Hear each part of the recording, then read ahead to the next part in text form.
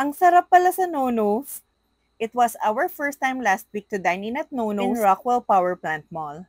We learned kasi na naka 50% off kung meron kayong BPI Visa Signatures card. Minimum purchase required is 2,500 pesos. Of course, we had to try their famous chicken and waffles. Plus points for their presentation, and this dish was an instant hit sa mga kids ko. May kasama na siyang gravy, maple syrup, and honey. I love the texture of their waffles. It's a bit flaky, parang croissant. Their chicken is crunchy, tender, and so flavorful. Masarap din yung lasa ng gravy nila. Sabi ng kids ko, medyo hawig daw sa lasa ng Tom Sawyer's gravy. Pero ito, less alat. This is their truffle pasta. The noodles were al dente. Parang cream lang to with truffle oil. Not the best I've tried, pero yung son ko, naku, gustong gusto to and siya yung nakaubos. Request naman ni daughter is their mac and cheese, which we all loved. It's creamy and cheesy na tamang-tama lang, hindi siya nakakaumay. Sobrang nagustuhan niya to. Sana daw umorder pa ako ng isa.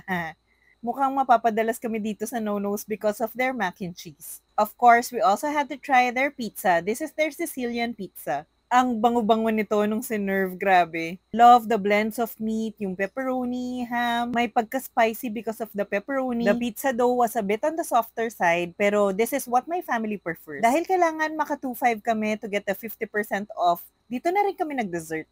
Their chocolate cake looks so fancy. Masarap siya, but it's a bit too sweet for me. Naku, ito yung super nagustuhan ko dito. Their ice salted caramel latte. Iba yung pagka-nutty nito. Ang sarap-sarap. We'll definitely go back at Nonos for this. We really enjoyed it. Kayo, have you tried Nonos?